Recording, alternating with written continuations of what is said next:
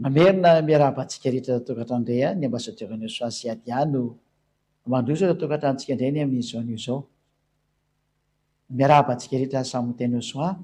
tonga eo amin'ny fampianarana larana fahininy atsika zay mitondra loteny hoe tsy manota intsony zay ao amin'ny osoa zay toriny ziady zay moa zany ny tenako zay fa maninona zay indrindra zany zay le hovalitsika fa maninona ny eo amin'ny osoany tsy manota inona ny antony mahatonga an'izay ary eo anatin'ity fandarantsika ty tsika vao afaka mametraka fanontaniana noho ny am'le hoe ny ao amin'ny jesosy de mpanota daholo ary miveriny amin'ny elo mihitsy indeo a ny ao amin'ny osoa kosa ny tena hafa mihitsiny izy ary ty le omeko anao zay le hoe etanao de hita am'izay hoe zatra tsy azo angalarina tahaka ty fampianarana ty satria tsy zatra mandeha ho azy akory le hoe afaka my fahotana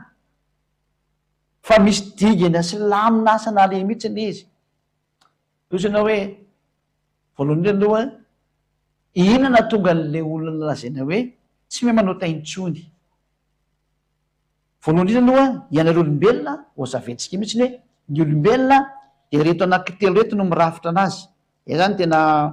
conceptionn'olombelona zany zay ozaveko eto amin'ny sary a ho an'izay mijery sary moa satria moa akabeazan'olo moa zany ny mpitandranomasina de amin'ny tele daholo izy mijery de somary ijery an'ity sary ty tsika aloha de manasantsika rehetra naraka an'le sary zany a voninahitry dada iava sy eo soa ianareo olombelona io a de voarafitra amin'ny vatana voalohany indrindra aloha tia ny vatana nareo zany taontsika mitovy loko amin'ny tany mihitsy ny ty zao ny tany ty de iny a ny vatananareo iny io zany nareo a ianao ny hoe voa amin'ny manao sary a zany a de mandika daolo ny rehetrarehetra sady efa atao iny dikany a de manazava koa ny mpandika teny rehetrarehetra any hoe io zany le sary zany io ianao io zany ianao zay mahita sy mijery an'io a ary mandre de ao anatinao a de misy a ny atao hoe aina sy fana io anakiro moa zany miaraka andray izy ity a ny fana ndray ataontsika nyity ny lokony a ty a ny fananao zany ty io ny tena mandravitra anao moa tsy io ny tena ianao fa sangizy fotsiny tsy hita maso a fa io ny tena ianao io zany le fana io ny tena ianao a nataoko ohatrany loko volomparasy indray izy a tsy hoe volomparasy ohatrany hoe ino moa zany rose fusia eka mandrovana azy rose violet eo dia lay fananao fanama olona zany fana olona io ny mpandika teny moa zany mandika anazy raka amin'ny fiteny samihafa fa io zany le fanahy eo anatinao io fanahy ary miaraka amin'iny fanainy kosiny a de iny a no aina ty zany a manaraka anyity a ny aina zany ny aina moa eto amin'ny partiny foetiny misy azy a ao ny teny ipetrany eo aina io a ny aina zany ireo zany no mandravitra ny olombelona rehefa soratina zany no mandravitra ny olombelona de ny voalohany a ny maha olona anao io le atao hoe nofo nofo izy zao io ianao io zany nofo izy io io averina tsara am'le izy anazytikeo dia nofo nofo ny dikan'io ty maromaron ty zany io le atao hoe nofo io nofonao zany io ty izy ty de ny faharoa mandravitra anao kosany a de ny fanahy io ny tena angezy io fanahy io ndray avy any amin'andriamanitra io a ary miaraka am'ty fanahy ty tsy misaraka aminy a zay ataontsika hoe fahatelo de ny aina tsy mety misaraka reo zany a ny mandravitra nareo olombelona amoka toky sy andiny aminareo a ny manamarina zany teny zany hoe reo no mandravitra nareo a lay nofo a de ny aina ary ny fanama olona anao de anymety toky sy andiny atsika aloha mikasika any am'izay a zay fatsika ny tenin'andriamanitra ny amin'ny genesisy a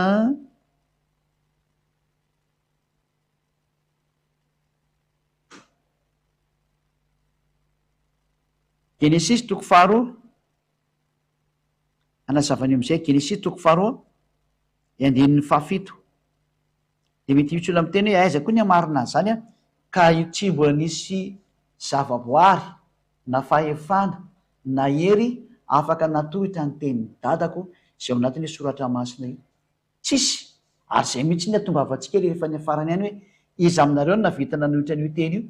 fa manaraka an'io teny dadako io daholo tsy Yehosoako io zao tontolo zao zay ao anatin'io soratra masina io saingy tsy fantatrareo le izy fa tonga izay adiapa fantatrareo le marina zany mahatonga na miantso anareo hoe manatona any Yehosoa fa izy le tena marina le Andriamanitra marina tena mpamonjy io le tena niantona teo amin'ny fijaliana ary mitady ny hevitra amonjeny anareo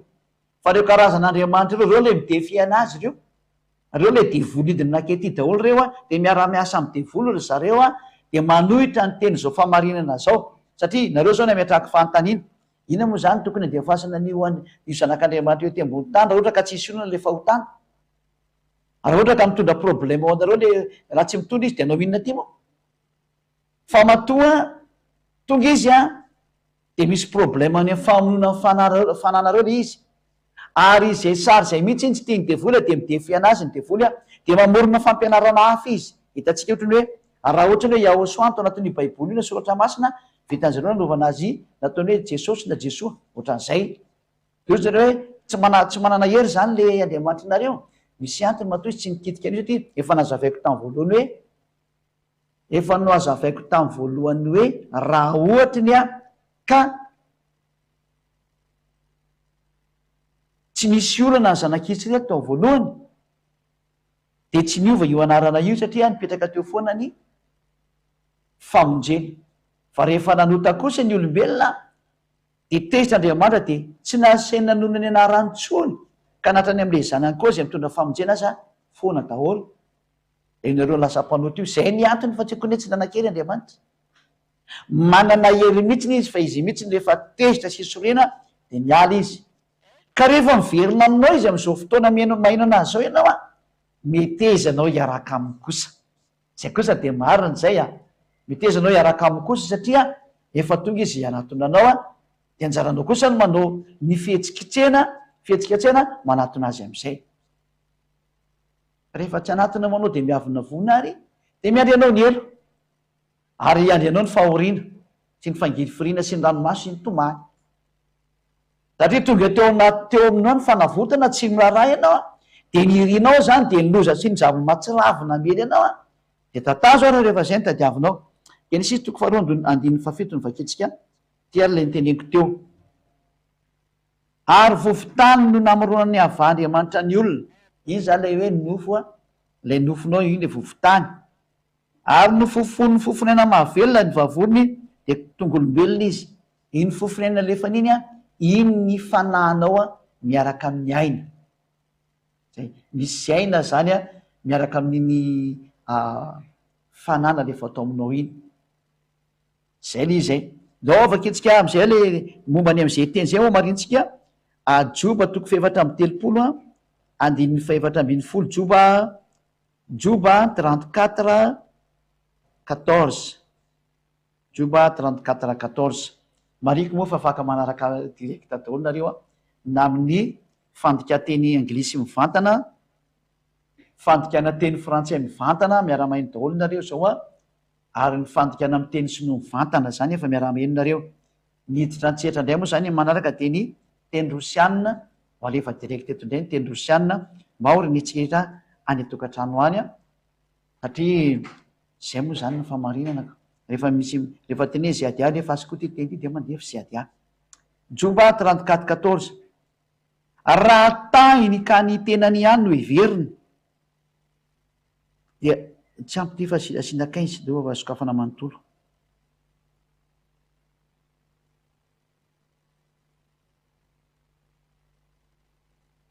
zay raha tahiny ka ny tenany ihany no miveriny ka angonoany aminy ny fanahiny sy ny fofinainy le olona zany io resahany io hoe ho angonony dada iava miverina makany aminy zany ny ain'le olona sy ny fanahiny mazava zany fatamizana nefa ny fofinaina de aina sy fanahiny miaraka tamin'iny ka ny ateo fofinaina zany de ny fanahiny dikan'izay no mibahana de ny aina manaraka an'iny ianao le afaka miaina io zany angonoany aminy ny fanahiny sy ny fofinaina de hiala avokoa ny ainy nofo rehetra miala zany le aina ary iverina mivovoka ny olona zay hoe raha hoasoron'Andriamanitra hono zany ny ainy sy ny fofinainy araka ny voalohany ho any amin'ny fanany sy ny fofinainy de rehefa solo de miala ny ain'le olona zany hoe le aina zany a le fofinaina zany a de ao anatiny ao ny aina sy ny fanahy zay ny miaraka zany dikan'izay satria le fofinaina moa zany a de izy le manodrefa ny fofinaina fofinaina de iny le teo hoe aina ary fanahy zany hoe miala ny ain'ny nofo rehetrarehetra ary ny fanahy kosany a de miverina amin'Andriamanitra zay nanome iny le nampianariko atsika hoe makaiza indray le fanahy de ty soratra masina amiteny an'izay a ny fanahy kosany dia miverina amin'Andriamanitra zay nanome an'iny Mpitoroteny toko 2:20 andininy fito de vakitsika amin'ny anaran'ny Iosoa Mpitoroteny toko 2:20 andininy fito koa ny vovoka de hiverina amin'ny tany ho toy ny teo fa ny fanahy kosa hiverina amin'Andriamanitra zay nanome an'iny eto a zany de nanazava tamintsika ny fiaingany mihitsy nandrafetananao fa io fanahy io zany de miverina amin'Andriamanitra fa le vovoka miverina vovoka ka izany ambasadorany Iosoa ziady azy hitanao zany a de tsy tonga hamonjy vovoka zay hiverina vovoka ty vatananao ty zany vovoka io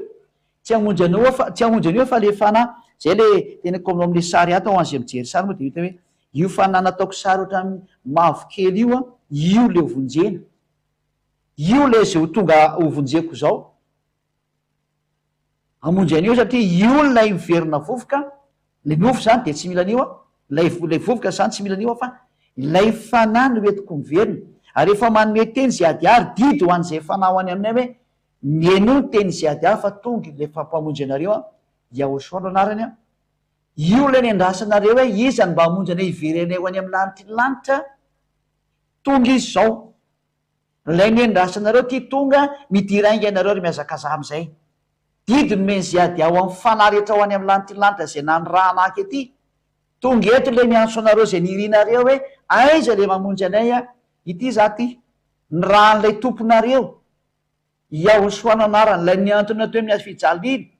fantatrareo mihitsy ny fa avy anynareo avy any aminay atria zavaboary taninareo nampidinareo mba hipetraka ao anatin'ny olona tsy fidinao anareo le maty ry fanahy ao anatin'ny olombelona zany ny risahako zay ianareo tonga zay ady merina anareo ioany amin'ny famonjena anareo am'izay andao am'izay tsika andeha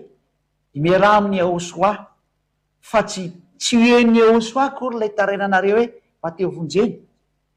fa eny no matotonga eto lay ny rahany zay ady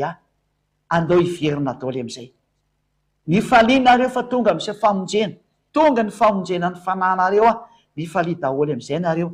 mieno ny fampianarana ary tena ataovy antsoavo amin'ny namana rehetrarehetra zay teo vonjena fa tonga lay mpamonjy ny fanahy fa tsy hamonjy ny nofonareo fa hamonjy an'lay fanahinareo andao am'izay hiaraka am'izay ady de toizatsika raha le teny rehefa hitanao am'izay alay sary fa io lay fanahy ao anatin'ny olona miaraka amin'ny olona saingy gejay nyty nofo ty izy ilay nofo manjy a aleo aloha mbola siko sary anakaiky manageja an'le nofo manageja an'le fanahy satria le fanahy zany eo anatin'ny olona moko izy ny tena izy de io zany le nofonao mbola iny mibano ivelany iny de tafiditra ao anatin'ny io zany a le fanahy zany lasa ao anatin'ny olo io de voaketra ao de io zany le olona ao anatiny a le olona zany hoe ty ivelany sy io mindrafitra azy io de lay fanahy zany le iny manodidina ao anatiny ao le fanahy io de mijaly ao anatin'le olona io fanahin'ny olona anazy io fanahy olona anazy io mijaly ao anatiny ao io de io le miantso vonjy enao le hoe te za teo vonjena enao le miteny hoe za teo vonjena io mitady an'Andriamanitra io a tsy ty nofonao ty fa io fa voaoziny io lasa vovoka tsy io zany io mitady an'Andriamanitra io ke feny vokatry ny nofo de fatezeran'Andriamanitra dao nge vakitsika izy teny zay ina ny vokatry ny nofo io nofo io nge ka miady amin'Andriamanitra io zany tsy hamonjy an'io nofonao io mihitsy io Andriamanitra io zay no mahatonga ny hoe tena tsy mety ane io ataon'le mpitondra fihevana mivoy fagagana sy fanasitranana io mivony resaka nofo izy ny tena marina ratsy be eo anatryn'Andriamanitra mihitsy io Galatiana 5:7-10 vakitsika zany Galatiana 5:19 zay no vakitsika amin'ny anaran'ny Yahosoa Galatiana 5:7-10 de miara-mamaky doantsika rehetra ny tokantrano any a indrindra fo anareo rehetra ny ampitan-dranomasina any tsy lavitra tsononareo efa hitakekinareto ziady a manatonina ziady am'izay a zay deotsika ho any amitsika zay ny tena marina andeotsika ho any amitsika satria ianareo de avy any aminay nareo ary niantsoantsonareo mihitsy azo natongavany ziady azao hoe niantso vonjinareo mba vonjeo zay fa tsy fidino anay na tonga maty tety marina zany fa nohony am'le ahosoatianareo olombelona de rehefa nanamboatranareo vovoka izy a de mba atao hoe mitovy amin'andriamanitra nareo mitovy aminazy mitovy am'ziady asy ahosoa dia nomena lay fananareo de iny fanahy iny rehefa tonga tete tany de maty no nanaovanareo nofonareo anazy nareo olombelo io zany resako zany vononareo lay fanahy ao anatinareo ao atsipinareo any amin'ny ela nohony miadalan'le nofonareo ka io adalany nofonareo mihitsy nio sanana io a ary vita ny famonjena ny famonjena nataony ahosoa zany a de manala ny nofonao iny tena nataony ary zay zao ataony ziady azy ao ovononay ny herin'ny nofonao io ovonony ziady any ny herin'ny nofo io any alalan'ny fahefany ahosoa satria ahosoa ny manao an'izay zay le hoe maninona hoe maninona no tsy mahay manao ratsy tsony ny olo ato amin'ny ahosoa de alefako atreny voaloha mihitsy de hitanao am'izay izy hoe ay ve zany le famonjena ary mahatonga saina am'izay zay no mahatonga nany manao antsoavo am'izay fanavy any amin'y rehetra avy any am'ny lanitry landry avy any am'ny dada iavasy ahosoa tonga ziady tonga ziady aha hamonjy anareo fa ziady ah moa zany rehefa fezindrena ty hoe ziady fa lavabe le ziady fa tsy maninony zay de mieno daholo nareo galatia toko fadimy a noko andiny fasy ambiny folo ka hatramin'ny zay makitsika anazy eo ary sivy ambiny folo mieny daolona atsika ty ary ny asan'le nofonao hitatsika teo le verina vovoka fa miariary ohatrany tsy naty fana miny zay sy ndraikitra kely ny connexion fa miariary ny asan'ny nofo de zao fitsangatsangana fahalotona fijejejolo io daholo ny ataony nofonao io a tsangatsanga tady lehilahy foana isan'andro tady vehivavy foana isan'andro hifanaovana fahavetavetana zany ny zavatra ataonao zany tsy mitsahatra mijangajanga io vatananao io tsy mitsahatra makany amin'ny fahalotona io vatananao io tsy mitsahatra makany amin'ny fijejejony io vatananao io zany no maharatsy an'izany hoe mijejojejo mijangajanga maloto mitovy kilasy daholo zany atany amin'ny fanimpotsampy andiny faharoapolo zany makany amin'ny fanaovana fanimpotsampy ianao ianao hoe mba teo tahina de makany amin'ny fanaovana sampy makany amin'ny andriamanitra tsy izy eny fona jesosy koa raha sampy angatanareo fitahiny jesosy nefa nizatra mampime a io jesosy io mihitsy ne mifandray am'le kalan'olo sy ny zazavavin-drano sy nyreny doanydoany rehetrrehetra iny miaraka anireo e miaraka reo ny tena izy ary le mpitondra fivavahana ao am'ireny fivavahana jesosy reny ana de tena mandeha makany am'ireo mpanompo sampy sy mpanandro reo reny ary any reo no mangataka force ary ny force avy any no ampiasainao am-piangolana amin'ny tananareo nareo moa mpanota raha teo de mandaitra anareo mihitsy ny teniny de minotenina devoly nareo satria nareo de avy any amin'ny devoly ka ny devoly samy devoly mifampiaino de io nareo miaraka miaino feona devoly io fa ny ao amin'ny ahosoa kosany tsy mety miditra am'izany satria sady tsy azo zany zay ny atao kosany hoe ny ao amin'ny ahosoa mandrava devoly ny asany zay ny asany atao amin'ny ahosoa fa mekonao sady aloha aloha to izany teny hoe fanaovana ody ratsy fandrafina fifandirana adylahy fiafinaforana fifampiandanina fisarahana io zao le mifampiandany io zao re nareo samy jesosy de mifampiandany miady ao fisarahana nareo samy eo am' jesosy nefa misaraka nareo zay no tonga hoe ny ato amin'ny ahosoa tariany ziady a tsy misaraka zany raha vo miaitra hoe iahosoa lay tena iahosoa zay tsy mitandrana didifolo a ziady any nampianatra an'izany ary rehefa resy lahatra ianao fa tena ziady any nampianatra anao satria zany nampianatra zany efa tena taminoka tamin'ny taona 1995 no nitoriny zany zao fampianarana izao tamin'ny taona 1995 fa izao nareo eto ambony tany vo mahafantatra an'le fisiny izy a de mahay zara-miainao an'izay nareo eto amin'ny firenena malagasy de mahafantatra an'izany histoira zany satria zaho moa ty madagasikara zao a fa etinona metrahana fa ho an'izao tontolo izao kosa ny famonjena ary aza malery fa efa ho avy ny amonjenana rehetrarehetra ino tsara le famonjena de ny fanaovan'ody ratsy ny fandrafiana fifandirana adylahy fiafinafoana fifampiandanina fisarana fitokoana io zao nareo am' jesosy mifampitokotoko ato amin'ny Ehosoa tena tariany ziady tsisy mahazo mifampitokotoko zany fialolana fahamamona filalaovany ratsy ary toy izany zay lazaiko aminareo raha teo tahaka ny voalazako fahiny koa fa izay manao an'izany de tsy mba andova ny fanjakan'Andriamanitra nareo le nofo io zany de tsy andova ny fanjakan'Andriamanitra io nefany de io nofo io no ny angatahana fanasitranana fitahina sy ny maro samihafa mifamadika mihitsy any le izy zahatra mitondra anao makany amin'ny fialana amin'Andriamanitra ny voiziny omena sakafo de tiako tenena zany hoe tsy mba raha mivavaka ianao de tsy mba zavatra ho an'ny fananao no vonjenao fa raha mivavaka ianao de le ho an'ny nofonao no ataonao fa nga efa tsy ampy anao nga ianao rehefa miasa mitady vola reny zay le olombelona zay le navoanao hatram'izay zay androany za manitsy anao hoe efa ampy zay ny be deabe nataonao ampyny le nofonao zay mba avonjeo am'izay le fanahy mba miteny mihitsy ny zazy ady zandriny Ehosoa mba avonjeo le fanahy fa maninona tsy vonjenao le fanahinao io dora toizantsika am'izay izy ka io lay hoe io nofo ingeny mitondra anao makany amin'ny fahavelezany de io ve no vatsinao io ve nataonao mafinaritra zay mety aminazy io ve nataonao foana zay tena metimety aminazy io ve nataonao zay afinaritra ny nofonao io ho any amin'ny fahavelezana ingena tsy andova ny fanjakan'Andriamanitra tsy ho any amin'ny lanitry ny lanitra ore olona mba miano tsara ny tena izy tena fitiavana ane zao hoe tena fitiavana satria mamona re nofo io mitondra fahatezerakan'Andriamanitra fisarana amin'Andriamanitra de zao nataon'Andriamanitra lay Andriamanitra tena izy nosarahany am'izay tamin'ny nofonao ny fanana nesorony le nofonao zay le tena Ehosoa tena izy le tena nahavita ny famonjena zay tena nahavita ny famonjena lay tena niantona teo amin'ny azy fijaliana vita ny nampisaraka ny nofonao sy ny fananao arak'le sary nomeko teo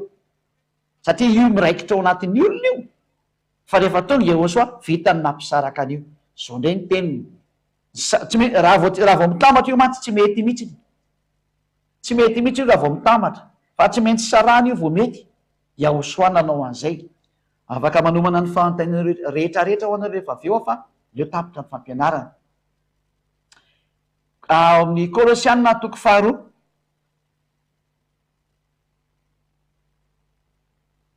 Kolosianina toko faharoa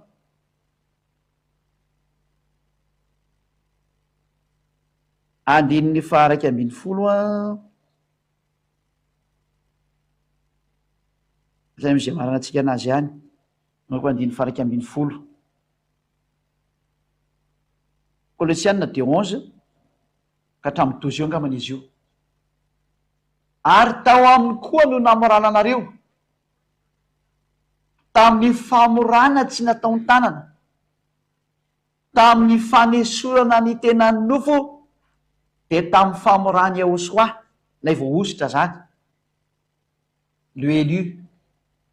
avetroziny amin'ny teny anglisy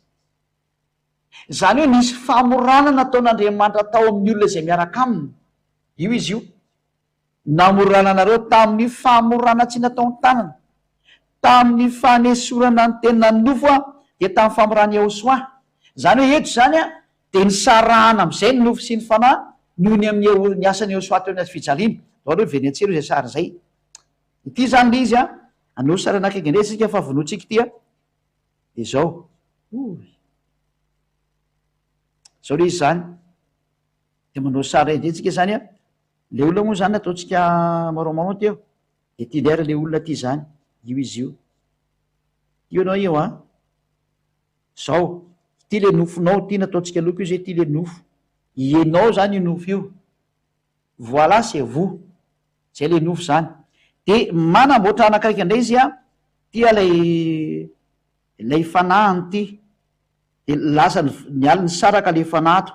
nisaraka taminy le fanahy fa io anatin'ny olo anankiray any io a fa nisaraka io aneo io zany a ao anatin'ny rafitry ny olo anankiray hoe io zany ianareo zany hoe ny olo anankiray zany a rehefa tarafina rehefa tonga amin'ny Iosoa de tafasaraka ny nofiny sy ny fanahiny inona tonga an'izay zany ten'Andriamanitra inona tonga ny tafasaraka ohatran'io leo nisy toetantsika ny antambatra tsara de tianay ten'Andriamanitra vetsika vakina le ten'Andriamanitra teo andiny faharoa ambin'ny folo fa niaran'ny levina taminareo tamin'ny batisa zay niarahanareo natsangana tamin'ny koa no ny finoana ny asan'Andriamanitra averiko tsara fa niaran'ny levina taminy ianareo tamin'ny batisa zay niarahanareo natsangana tamin'ny koa no ny finoana ny asan'Andriamanitra zay nanangana azy tamin'ny maty zay zany hoe tao amin'ny batisa zany a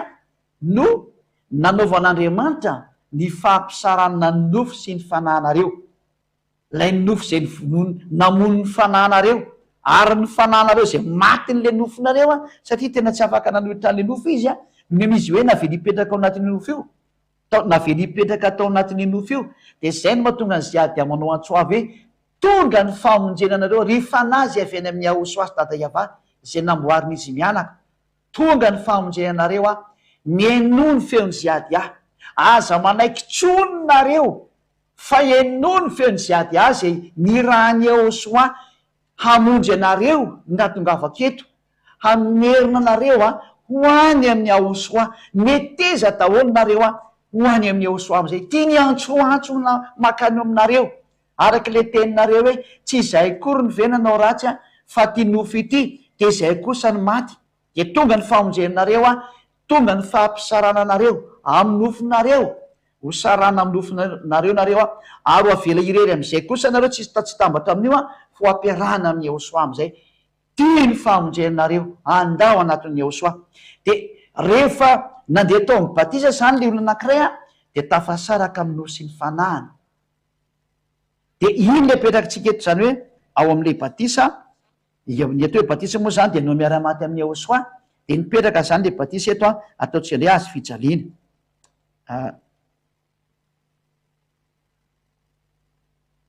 mifamadika le izy de apetrakintsika eto ary ny azy fijaliana Ahosoa ataotsika ina reny izy ataotsika nyty bleu ciel ty io ary ny azy fijaliana Ahosoa mipetraka teo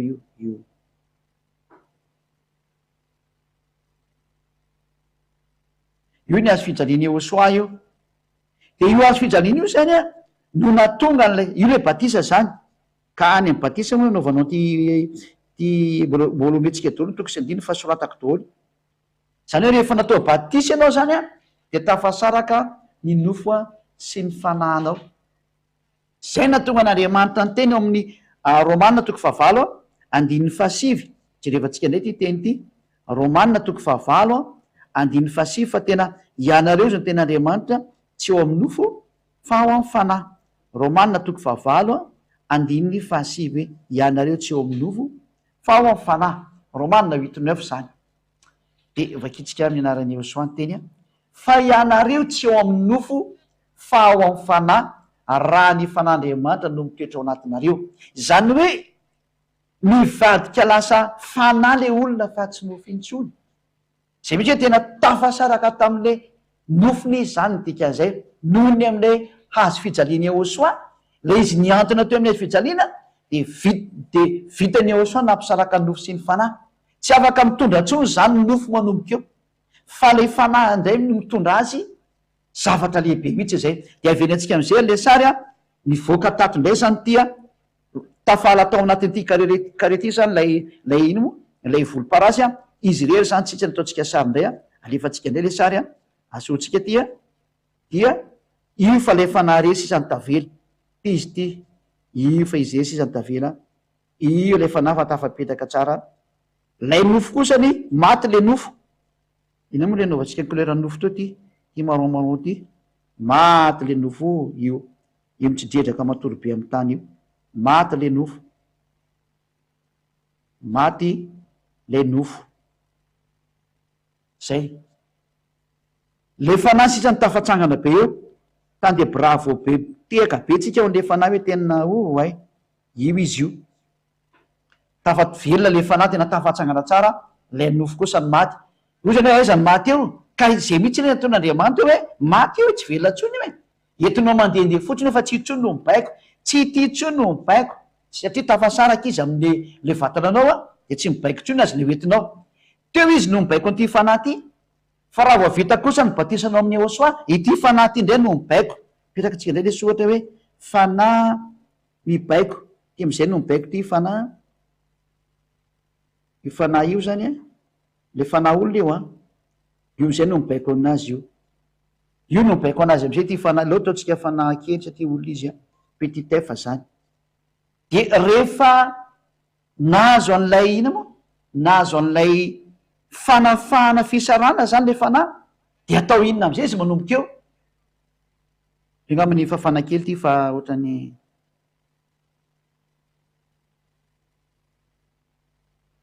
lasa ny oatra be le sary de mboatsika kely zao a lefa tafasara kely ty hoe ty le hoe fanahy io le fanahy io zany ty tafasaraka tam'le nofo izy io de rehefa tafasaraka tam'le nofo izy a de ozy ny ten'Andriamanitra inareo tsy ao amin'ny nofo tsy hoe fefa amin'ny fanahy io izy io ary manomboka eo io olona io a de ny zavatra tadiavin'io olona io de niteniny Ahosoa foana am'izay ny sakafony Ahosoa de niteniny Ahosoa de zay ny sakafon'io zay na tonga ny Ahosoa am'teny hoe ny teny zay lazaiko taminareo a de fanahy sy fiainana ary mandehana araka ny fanahy de tsy matateraka ny fanahy ny filany nofo nareo deo vaketsika aloha ny teny Ahosoa hoe ny olona zay efa tafasaraka amin'ny nofon'io a de ny sakafo hoaniny am'izay de niteniny Ahosoa de zay no mahatonga hoe raha vao ny olona anakaiky zany ny vita batisa de mitady ny teny Ahosoa foana izy ary raha vao ny olona anakaiky maniry araka amin'ny Ahosoa de mitady ny teny Ahosoa foana izy zay daholo ny sary miseho ohatra ianao zao ty teniko ty a de mitady am'izay ianao satria teo vonjena le fananao te azo an'le sakafo foana izy a satria izy te ho any amin'ny lanitra lanitra zay no tonga ny hoe tsy andronao tsony aza na eonana am'zay ady aho hoe aiza zay zay ady ahy zay fa tena teo vonjena mihitsiny a de nao nge vakitsika am'izay le teny teo e ina moa le nyteneniko teo le teneny teo le hoe Jauna toko fahenina andiny fahatelo ambinipolo zay le nyteneniko teo Jauna 6:63 Jauna 6:63 hoe ny teny lazaiko anareo de fanahy sy fiainana zay ka rehefa lasa fanahy sy fiainana ny teny meny Ahosoa de ozy ny teny Ahosoa e satria ny teny Ahosoa zany le ho an'ny fanahy de ozy ny teny lalàna navoaka ny Ahosoa tamin'ny Paoly ndray hoe ny apôstôly Paoly hoe mandehana ary araka ny fanahy de tsy matateraka ny ty nofo ty tsony ianao tsy rehefatsika atao zany teny zany vakina azy rehefa nivadika fanahy zany ianao teo satria maty le nofo a tsy eo amin'ny nofo tsony ianao fa maty iny de zao ny ten'Andriamanitra ny fanahy no mahavelona ho velomina araka ny fanahy am'izay zany ianao io ny tena mahavelo io fanahy io tenin'ny fanahy io zany ny nofo tsy mahasona inona ino le teneniko teo hoe maty am'ty nofonao ty io ianao io ny fijangajangana mirehare amin'ny arenanao anao nefa tsy hainao kory fa raha maty anao anenonely anga mavonjy anao io nga mavonjy anao ny trano be anao na ny tomobila be anao ny sambo be anao na ny roaplanina be anao nga mavonjy anao io ny antokana mahavonjy anao de zao famonjena menanao zao zao teny mamonjy anao zao ny mahavonjy anao ny tompony de Ahosoa ary ny sandriny de zay ady ady ty miresaka aminao ty ny nofo tsy mahasona inona inona ny teny zay no lazaiko taminareo a de fanahy sy fiainana ity teniko teo izy Ahosoa ty zaraiko aminareo ty de io lay fanahy sy fiainana ho anareo zany hoe ty lay mety ho an'ny fanahy ny tenin'ny Ahosoa am'izay ny mety amin'io fanahy io zany hoe manomboka hoe le olo ianao zay mandre a de hitady foana ty teny ty hoe aiza le teny mamonjy amin'ny fanahy fa le olona teo any amely tsy marahafa-tsy ty nofony ty tsy mivaky loha izy zay nefa mpisaraka anareo amin'ny rehetrarehetra ary tena misaraka mihitsy nareo a misaraka am'izay olo mitady no any amin'ny lanitrylanitra misaraka am'tsy le teo tsy teo any fa teo very fa zay ady kosa miteny hoe handao vonjena daholo aza manaiky an'zany io very zany e de vola nge nyfaly am'izay e aza manaiky an'zany ny ataonao de ataovy zay iarana amin'ny Ahosoa am'izay par tous les moyens vonjeo ny fanahinao amin'ny hevitra rehetrarehetra mihitsy a vonjeo ny fanahinao tena vonjeo e tena vonjeo toy atsika ary ny teny mandehana ka ny fanahy de tsy hatateraka ny filany nofonareo Galatiana toko 7 nefa kitsika teny zay Galatiana toko fahatelo andininy fahaenina ambin'ny folo angambany izy zay. Galatiana 3:16. Galatiana aiza izy zany ode diso lasokely jevatsika lasokely jevako ato fotrany lasa nanao tsy enjery be mihitsy ny ty za ty. Galatiana toko fahadimy ke mivadika. Galatiana 5:16. Galatiana 5:16 ho anao zay manaraka ialana tsiny kely amin'ny fahatsoana fa le izy koa moa za manao application foana de zay mahatonga anazy ty fa rehefa mivela ny baiboly de tadidika hoe arila izy tsy maintsy jerena kely izy vao tadidy hoe atsy. Galatiana 5:16 fa hoy izao mandehana araka ny fanahy de tsy hatateraka ny filany fotsiny miteny Ahosoa nefa le fanahy sy fiainana de ohatsy ny teny hoe mandehana araka ny fanahy io zany hoe mandehana araka ny teny Ahosoa de tena tsy ho vitanareo tsony mandeha am'ty nofo ity zany hoe ina le teny Ahosoa ary misy zavatra ina atao am'le batisa satria tafasaraka ny nofo sy ny fanahy tsy mahabaiky tsony ty nofo ty fa ny sinina atao am'le batisa ny sinina atao de zao ny valina tao am'le batisa no nandraisina an'le fanahy masina. Le fanahy masina zay atao hoe fanany fahamarinana zay mitarika na ny fanany fahasoavana zay mitarika na le atao hoe parakleto mpisolo vava eo ny nandraisana anazy avy eny amin'ny Ahosoa hoe fanahy masina io. Ary jerevantsika zay teny zay hoe nandray ny fanahy masina anao rehefa atao amin'ny batisa ary io fanahy masina io le mitarika anao tsy anao teny tsony. Ary matoa anao zany nanota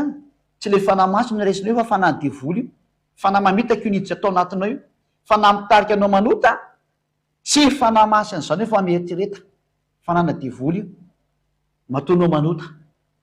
ay tsy be ny teny tsisy resaka sentiment mihitsy zany no any devoly fa fanavotany ty ary avotana ny olona aza manaiky miasa mipetrahana devoly zany tsony hoe lasa ianao lasa ho dominena devoly aza manaiky azy zany tsony. Korintana voalohany toko faharoa ambin'ny folo toko faharoa ambin'ny folo de vakitsika ao amin'ny andinin'ny fahatelo ambin'ny folo ao. Rehefa atao batisa zany ny olona de tia ny zahatra mitranga am'izay fa fanahy ihany no nanaova batisa atsika rehetra ho tena iray na jiosy na jentilisa na andevo na tsy andevo ary isika rehetra de efa nampisotroana fanahy iray. Zany hoe rehefa natao batisa ny olona zany de misotro fanahy izy ary io fanahy io am'izay no mitarika anazy any amin'ny marina rehetrarehetra.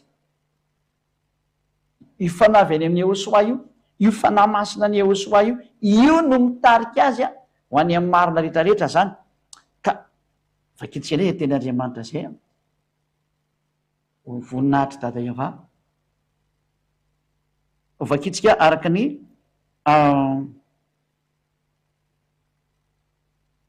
hoe zany fanahy zany no nomena ny olona rehetrarehetra rehefa natao batisa averiko tsindrina kely tsy teny zay fa misy zatra tiako apetaka eo hoe rehefa natao batisa izy de io fanahy io no sotroiny olona ary io fanahy io am'izay no hitarika azy amin'ny marina. Zay ny voalaza sotra masina ho jerevantsika ny Jaona voalohany toko fahenina ambin'ny folo Jaona zafaty fa Jaona voalohany Jaona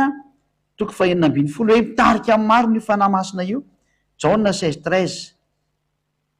Jaona 16:13 zany Jaona 16:13 rehefa itsika amin'ny 13 ka hatramin'ny 17 ety mihitsy ny vakitsika zao de miara-mamaky tsika fa raha tonga ny fanahy ny fahamarinana de izy mitary-dalanareo amin'ny marina rehetra zany hoe raha voatafasaraka zany le nofo sy ny fanahy de lasa mivadika fanahy ianao zany hoe tsy voahelingely le nofo tsony de alefa ny Ahosoa am'izay le fanahy masina mitary-dalananao amin'ny marina rehetra de zay le hoe heno foana ny teny Ahosoa fa ny teny Ahosoa le fanahy masina mitondra anazy enoge de izy no hitary-dalana anareo amin'ny marina rehetra fa tsy hiteno azy izy fa izay lazainy fa zay horeny de ho lazainy avokoa ary na ny zavatra ho avy aza de ambarany aminareo. Zay le fanahy ny fahamarinana zany zay na ny fanahy masina ihany koa satria rehefa natao batisa ny olona anankiray de izy no mitarika azy io fanahy masina io de ho jerevantsika zay rika hatramin'ny bokiny anankiray zay aloha vakitsika ny bokyny jaune ihany 14:24 angambany izy jaune 14:23 angambany hoe jereo kely izy le diso le jaune toko faefatra ambin'ny folo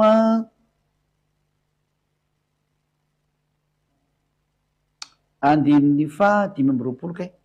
6 5 jaune 14:26 zay no vakitsika indray zao hoe le fanahy masina io no mitarika ao amin'ny marina rehetrarehetra io zany jaune mandray toko sy andinonareo mba afantanareo le atsarana sy ny fahamarinana mba hifalian'ny fanana rehetrarehetra am'izay hoe zany ka tena famonjena mihitsiny zany jaune 14:26 fa ny mpananatra dia ny fanahy masina izay rany ray amin'ny anarako izy no ampianatra anareo ny zavatra rehetra sy ampatsiaranareo ny zavatra rehetra zay olazaiko taminareo zany hoe hifanahy masina io zany de milatsaka amin'ny olona ary mba ampianatra azy ny zavadrehetra eo zanao hoe ina zany le fanahy latsaka teo io lay fanahy masina zany lay fanahy masina zany menanareo zany de ndoky tsika jerikena zay resaka hoe fanahy masina zay koa hoe ambokiny asan'ny apôstôly mihinantsika indray le hoe rehefa natao batisa zareo de nandray ny fanahy masina izy aiza mi ny teny iny asan'ny apôstôly toko 7:20 manomboka amin'ny andininy voalohany ka hatramin'ny aizany farany am'izay farany eo zany ndraiky izy ohatsika rehetra tokantrano ao amin'ny andininy 7 angambany afaran'le izy asan'ny apôstôly toko 7:20 manomboka andininy voalohany ka hatramin'ny fafiry zany 7 eo zay de miara mamaky dolo tsika hitra tatokantrano ato asan'ny apôstôly toko 7:20 desondray asan'ny apôstôly toko 7:20 toko 7:20 de manomboka andininy voalohany vakitsika zay fiafarany ihany ary raha mbola tany Korinto Apôlôsy dia nitetiny tany ambony Paoly ka tonga tany Efesosy dia nahita mpianatra sasany teo izy any hoe nandeha nitety tany zany Paoly de tonga trany Efesosy de nahita mpianatra teo izy noho ny ka nanao tamin'ireo mpianatra hoe efa niraisinareo va ny fanahy masina fony voaminonareo ka ny fanahy masina mihitsy zany no teneniny eto hoe raisina rehefa voamino ka rehefa mino ka atao batisa ianao dia zay le vonjeny zay maohatry ny lalàna zay mino sy atao batisa no vonjeny marka toko 2:20 andininy 2:20 zay marka 16:16 zay mino sy atao batisa no vonjena ka raha vo mino zany le olona de tokony mandray ny fanahy masina izy ka ilay fanahy raisinarika tamin'ny batisa zany no atao hoe fanahy masina mazava be io teny io hoe raha vo ninona reo de aza le fanahy masina satria rehefa mino olona de tsy maintsy atao batisa zay le izay marka toko 2:20 andininy 2:20 marka 16:16 zay misy atao batisa no vonjena zay tsy mety mino kosa de hoe lohany rehefa tsy atao batisa ianao zany de hoe lohany ianao ny afaranao rehefa mandray an'ity teny ity nefa tsy mlalà raha mandray an'ity teny ity anao nefa tsy mlalà de ho bedibenao sady ho tsipin'Andriamanitra ny amielo any izay mino sy atao batisa no vonjena zany hoe raha vao mino ny olo anankiray de mitaky batisa io de iny batisa iny zany ny fanesorana ny tena nofinao ary andraisanao an'le fanahy masina ary le fanahy masina mitarika anao de tsy mahay manoto intsony ianao manomboka eo zay le izy ho vaketsikely zay tena Andriamanitra zay le hoe tsy mahay manoto intsony rehefa atao batisa leo avetsika avekena kely hoe Galatiana toko 5 teo andininy 4 mba tsisy fahatsonantsony le tenena fa nampalely kely Galatiana 5:22 deo vatsika ny atsaran'ny olona mahazo an'le batisa am'izay mandray le fanahy masina Galatiana 5:22 zay le valy teny hoe tsy mahay manota intsony olo atao amin'le Osoa nohony am'izay sary eninareo zay tena le fokatrany amin'ny voalohany mihitsy le sary mba ho hitanareo mihitsy hoe tena mitombona le hoe tsy mahay manota intsony eo amin'ny Osoa fa matombona nareo zany manota ka tsy eo amin'ny Osoako nandre fanahtsijy nareo Galatiana 5:22 hoe tsy ampy kely rakizy leo zany sokafatsika tsara lavidavitra tia Galatiana 5:22 rehefa teo afaka ianao fampahoriny devoly sy ny asany maizina rehetra mandengejanao reo manatona ny Ahosoa rerany ny vahaolana fa nyvokatry ny fanahy kosany ty zany le fanahy nraisinao ty de fitiavana fifaliana ny olona ato manana ny eosoarina ny fanahy masina de feny fitiavana foana feny fifaliana foana nefa ny anao mitady vola sy arena avy hoe mahazo fifaliana nefa tsy hitanao any le izy mbola fahoriana ary no hitanao ao ny te amin'ny eosoa kosany a miaraka amin'ny eosoa trany de miatana be tena aye fifaliana fiadanana faharipo famoram-panahy fanaovantsoa fahamarinana tsy mika zany izany olona ty manao soa marina mora fanahy maharipo tsy mety manao zahatra ratsy mihitsy ny zany fa raha vo manao ratsy amin'ny eosoa kosany tsy faly izy a za le hafa zay falemem-panahy faolonam-po ary tsy misy lalàna manohitra zany zay ny olona manana ny eosoa vita bateso amin'ny eosoa zany taritany le fanahy masina de tsy mahay manota intsony izy satria maninona zay le hoe manana ny fanahy masina mitarika anazy izy ina moa zany no ataony ho fahotana ntsony zay le tonga ny tenin'andriamanitra hoe tsy mahay manota intsony izy jaona voalohany a toko fahatelo a aventsika indray ny teny nohony amin'ny fanahy masina io andiny fasivy akitsika amin'ny andiny fasivy jaona voalohany toko fahatelo andiny fasivy zay jaona voalohany toko fahatelo andiny fasivy izay rehetra nateraka andriamanitra no tsy manota satria ny voany mitoetra ao anatiny io le fanahy masina io ka tsy mahay manota intsony izy satria nateraka andriamanitra nateraka tao amin'andriamanitra izy nateraka tao amin'ny fanahy zay nateraky ny nofo de nofo azy nateraky ny fanahy de fanahy ka ny olona tao batisa de nateraka tao amin'ny fanahy de le fanahy no mitarika azy a ka rehefa fanahy masina no mitarika azy aiza ny ampanota azy tsony le nofo efa nipiteny tarian'ny batisa aiza ny ampanota azy tsony zay no mahatonga ny hoe rehefa taritiny fanahy masina le tao am'le batisa de tsy mahay manota intsony izy tsy mahay manota intsony izy rehefa nitaritin'le fanahy masina de zay no tonga ny hoe ho anao zay mahainao an'ty teny ty rehefa tianao zany hoe tena hiadana fa izay tsy ary tsy hanota intsony fa ny tsy mpanota mantiny mahazo makany amin'ny lanitry zao ny antony io lanitry io de misy teny hoe tsy mahazo miditra ao zay tsy masina e vitatsika iny tamin'ny fampianarana apocalypsie 21-27 avetsika vetivetika apocalypsie 21-27 apocalypsie 21-27 somary mihoatra kely ny oratsika am'ty satria misy antony tsy maintsy azavaina amitsika mihitsy mantsy apocalypsie 21-27 ary tsy mba hiditra ao mihitsy zay tsy masina na izay manao vetaveta na izay mandainga fa izay voasoratra ao anatin'ny boky ny fiaina zay ny zanak'ondry any misy lalàna zany fidiranao amin'io lanitry io fa ny olona tsy manao ratsy any mahazo miditra ao ny antony lay tompony lanitra mihitsy no miteny hoe tsy mahazo miditra ty zay tsy masina tsy maintsy tanteraka ny mahazo miditra ty andovaka itsika iny hoe Matthieu 5:48 e Matthieu toko fahadimy a andin'ny fahavalo ambin'ny folo Matthieu a toko fahadimy andin'ny fahavalo amby efapolo a vakio tsara nge Matthieu 5:48 koa am'izany a dia aoko ho tanteraka ianareo toy ny fahatanterany rainareo zay ny an-danitra tena misy am'izay ny olona tanteraka zany vao mahazo miditra any amin'ny lanitry tsy maintsy tanteraka vao tonga any amin'ny lanitry zany hoe rehefa tsy tanteraka ianao zany de tsy mahazo makany ary ny ato hoe tanteraka de parfait ka le tompotrano io ohatrany ianao zao tompotrano rehefa metraka anao hoe tsy azo ifona sigara ato a raha mpifoka sigara miditra ao zany ka mifoka de voaroky izy hoe tsy azo isotroana toka ato ka raha mbola misotro toka anao miditra any de voaroky ianao rehefa te hipetraka eo anao zany de aza misotro toka tsony de mahazo mipetraka ao ianao ohatran'izany lanitry ny tompotrano amindray a de dada iava ka izy miteny hoe aoko ho tanteraka anareo tahaka ny fahatanterany rainareo zay ny an-danitra fa tsy mahazo miditra mihitsy raha vao tsy zay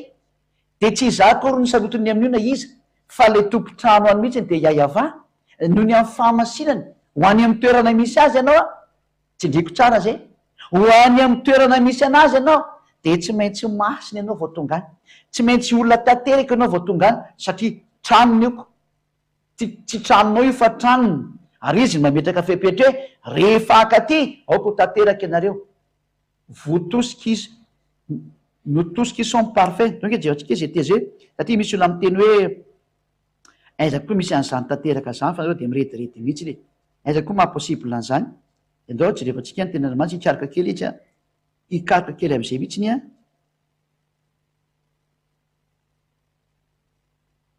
tsy maintsy ikarika kely am'izay satria mbola jerevina kely fa tsy tadidiko le izy hoe aiza moa misy an'iny teny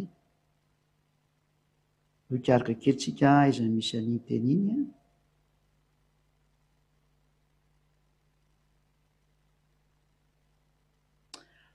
ao amin'ny Philippianina 3:15 ny jerevantsika tany de vakitsika amin'ny teny frantsay. Nous tous qui sommes parfaits,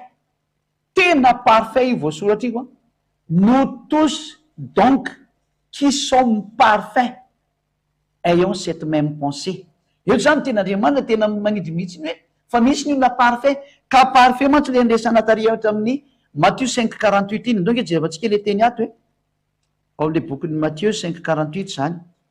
Matthieu 5:48 teo iny a parfait koa ny dikan'iny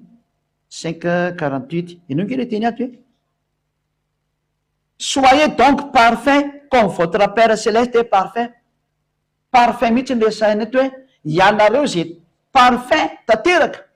aokinareo parfait ohatrandrainareo zany ka i Paul laza tarika hatramin'ilay teny teo hoe parfait koa ny olo amin'ny ao amin'ny Eosoa nous tous qui sommes parfaits zany hoe tena misy ny olo tanteraka amin'ilay Eosoa ary lazaina aminao fa izahay eto amin'ny Eosoa zany tanteraka zany izay etsonanao ary meky teo hoe ity le antony mahatanteraka anay a noho ny amin'le fanahy masina lay tena fanahy masina tena izy a avy any amin'ny Eosoa ny olo mitarika de tsy mahay manota intsony ato amin'ny Eosoa tena impossible zanao ratsy zany ka hoe mitarika anao amin'ny marina izy mpina moa zany no fahotanao ataonao eo tsisy fahotanao ataonao e satria izy mitarika anao amin'ny marina de ny teny farany ary de zao rehefa nandehan'izany teny zany ianao a de zao ny didy didianao andeo atao batisa am'izay rehefa tianao ny azo an'izany ateo hoe afaka ny fahotana io tsy mahay manota intsony mba ho afaka miditra any amin'ny lanitry ny lanitra satria ny olona mpanota tsy mahazo makany de ny contraire an'izay zany a ny olona tsy mpanota no mahazo makany de zao ny teniko aminao a andeo atao batisa asan'ny apôstôly zay ny amaranako anazy a asan'ny apôstôly 22:16 asan'ny apôstôly a 22:16 de afaka metraka afantena am'zay nareo rina ty a asan'ny apôstôly 2:20 andininy fa 9:10 zany a na ny avy any ampitan-dranomasina na ny avy tanterana eto Madagasikara afaka mampita mandefa fanontaniana daholo nareo a amin'ny laharana telefona mapetraka kely amin'ny écran am'le numéro telefona de voakiko raiky izy asan'ny apôstôly 22:16 ary ankehitriny inona no mampijanona anao ianao zany zao de tenenina mihitsy inona zany mampijanona anao ianao zay mahita ana mijery ana sy mandre ana amin'ny radio internet ny télé internet tsy mahasamihafa io ianao zao nitratran'tyteny ty hoe inona no mampijanona anao mitsangany mentsoa ny anarany ianao zany de didina mihitsy ny hoe mitsangany ianao a de antsoa ny anarany io Eosoa io zay le hoe tsy mentsy miantso ny anarany vo azo vonjeny ary le anarana antsoinao a Eosoa am'izay raha zany de tsy voavojy anao ary renao zany ka tsy manao batisa tena tsy voavojy anao fa io batisa nataonao nge batisa ny aranao tam'le Andriamanitra tsy izy natonga anao mpanota de niaraka tamy devoly foana ianao hatram'izay rehefa tsy volonao io a de miaraka amy devoly hatram'ny farany ianao na navono io batisa anao io fa tsy mety io de aoka atao batisa ianao a ho sasana ho afaka amin'ny fahotanao rehefa tianao zany ny tena dio ho afaka amin'ny fahotana ho voasasa tsy mpanota intsony a tsisy fahotana intsony a metsony anarany Eosoa de atao batisa ianao a de tena afaka amin'ny fahotanao zay afaka amin'ny fahotanao ary rehefa me batisa ianao vao mandray ny fanahy masina le nampianariko atsika teo mandray ny fanomezana de ny fanahy masina araka ny voalazany asan'ny apôstôly 2:7 hoe any ny andraisanao an'le fanahy masina any asan'ny apôstôly 2:7 vakitsika amin'ny anarany Eosoa ino am'izay ity teny ity ary io petera taminy asan'ny apôstôly 2:38 mibeba ary aoka samy atao batisa amin'ny anarany Eosoa nareo rehetrarehetra mba azo famelan-keloka ianareo ary ianareo dia handray ny fanomezana de ny fanahy masina andrayn'le fanahy masina am'izay ao amin'ny Eosoa le batisa no atao fa ray Jesosy no nanaovanao batisa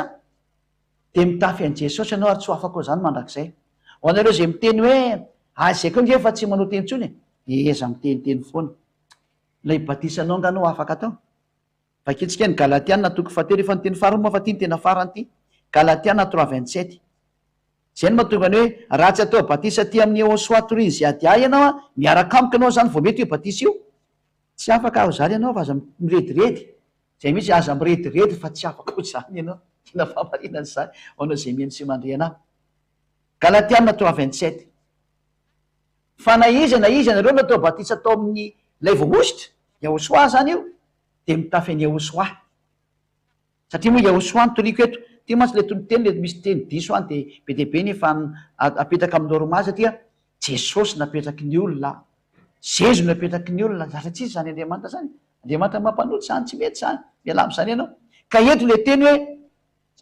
raha natao batisa atao amin'ny jesosy ianao zany a de mitafy any jesosy foana ianao atao farany ny akanjo tafinao eny zany de jesosy na eo aloha na orina miraikitra amin'ny vatanao zany anarana jesosy zany tsy afaka ianao raha natao batisa atao amin'ny didi folo ianao zay mampitafasaraka anao amin'andriamanitra de mitafy didi folo hatramin'ny farany ianao fa tsy afaka eo aminao io didi folo io raha maty ianao zany a de zao ny hitan'io andriamanitra tompony fampianarana zay mandefanao any amin'ny elo io satria anao tsy mety miainy ozy izy hoe ino ty fitafianao ty ino ty didi folo ty nefa anao amerikana ianao sinoa ianao frantsay ino ty fitafiny ty aono ty ianao mitandrana didi folo ty nefa nefa miteny fa natokana ho any israeliana reo riany io ary any israela reo riany io ny azo tandremana ahoany ianao no mitandrana an'io zay le fanteny apetraka aminao ary ahoana ty jesosy be amin'ny akanjonao ty na ty jizasy be ty na ity jésus be ty ahoana io hipetraka aminao mihitsy zany fanontania zany eo izy osa lasa tsy mpazo any amin'ny elo any io fa ola adverserako velona ataonao misehoana atreko izy osa mpanota velona io izy ny tenin'andriamanitra atsy mpazo any amin'ny elo any io mpandika lalàna atsy mpazo any amin'ny elo any io de zao ny teniko aminao ny dikan'izay tena tsy voavonjy ianao raha tsy asorinao io fitafiana io satria anao natao batisa atao am' jesosy a de mitafy an' jesosy mpampanota ary mitafy an' jesosy andriamanitra ny grika zay mbola zavaiko ntsika fa tsy ampitsony fotoana zany tsy mba andriamanitra ny jiosy io fa andriamanitra ny grika anio e jésus était nom grec anio e nefa le andriamanitra mpamonjy jiosy jauna 82 avy any amin'ny jiosy ny famonjena le mpamonjy zany jiosy ianao grika jauna 82 loha ampiko ihany le teny satria ilainana izy a ilako tsy nikena hoe teny hoe efa hijanona fa ilaina be le teny a fa namporofonanao mihitsy fa tena tsy mety mihitsy le toerana misy anao e jauna 82 ino nke ty de atao farany ato le izy ianareo mivavaka am'izay tsy fantatrareo izay kosa mivavaka am'izay fantatra fa avy am' jiosy ny famonjena ny famonjena zany de avy any am' jiosy nefa le jésus anao grika c'était nom grec afaka mijery iny am' youtube ianao fa c'est un grec iny afaka mijery amin'ny wikipédia mo e any am' google any jereo fa nom grec io jésus io na io jizasy io nefa ny soratra masina miteny hoe ny mpamonjy de jiosy donc c'était non juif analana jiosy io zany dikan'izay ka tsy mety le nataonao hoe nampitovy an'io raiky hoe grika de ndray hoe jiosy de tovy ary lay jesosy zay grika tsy mahafaka amin'ny fahotana fa mampanota Iosoa zay jiosy koa zany na afaka amin'ny fahotana ary tsy nanota iny tsony zay niaraka aminy profony zany voalohany sy ny zanak'andriamanitra zay efa misy 2 arivo zay ny ato anjaranao mieritreritra hiditra ho isanay ve ianao ho any amin'ny lanitranitra hovonjenao ve ny fanahynao azaloha miteny am'le fanahy rehetraretra lay miteny am'lay fanahy rehetrarehetra zay mahenao hoe aza manaiky vonofinao itsony ianao fa aza manaiky de zao ny teniko rehefa teo vonjena ianao a manatona ny Iosoa aza manaiky mihitsy ianao fa manatona ny Iosoa ka noho zany aveliko le teny teo hoe vonoa le batisa anao fa raha zany rehefa maty ianao a de mbola jesosy ny didi folo mandefanao makany amielo satria mpandika lalàna ianao a io no hitan'andriamanitra eo a de otsipiny any amin'ny elo ianao rehefa tsy tianao zany no atsipiny any amin'ny elo na frantsay ianao na amerikana ianao na anglisy ianao na rosianina ianao na japonais ianao na afrikanina ianao na izany izy ianao de zao ny teniko aminao a avotony fananao esory batisa nataonao io fa mbola mitafy an' jesosy anao mandrakandroany, mbola mitafy an'le didy folo anao mandrakandroany satria natao batisa tamin'io no tsy afaka eo aminao io. Ka raha maty ianao de trano de tazana io any amin'ny elo satria mpanota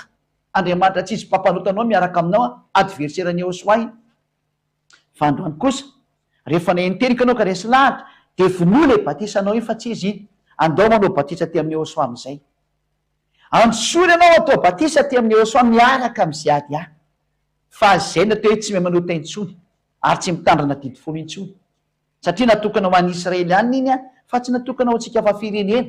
Aleo any zareo any iny fa tsy idirantsika ny atsika de Iosoa ny atsika ary misy ny lalànan'ny Iosoa io no arahantsika. Zay no maranako anazy a, manana ny lalànan'ny Iosoa atsika zay arahantsika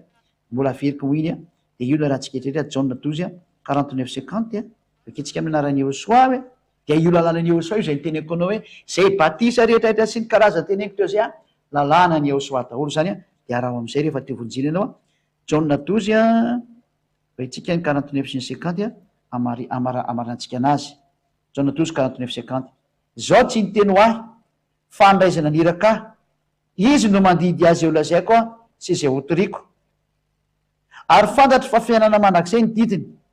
koa la zay lazaiko de lazaiko arak'izay nolazan'ilay tampo. Io ny didy arahantsika ny didiny Iosoa ary didiny Iosoa le batisa hoe tsy maintsy atao batisa ao amin'ny Iosoa ianao lay manala ny fahotana ary tsy mampitandrana no didy folo intsony a zay anao vao tena tsy manota intsony. Mifaranateo ny teny koa raha misy manana fanontaniana de afaka miditra am'izay tsika raha soatsika rehetra samy teny Iosoa mba hiangafiana teknisiana metraka am'lay lay zay io numéro téléphone plus 261 34 32 255 21 ho anareo zay any amin'ny mobile zany no ijerinareo an'lay teny a plus 261 34 32 255 21 de vakeko moa zany zay fa zay ino moa zay fantena tonga ato fa rehefa tsy misy moa zany de fa mazava zany ny tena marina. Miarahaba tompoko ty misy fantaniana ty olona mandrava didy folo ve de tsy hanota io ny fanontaniana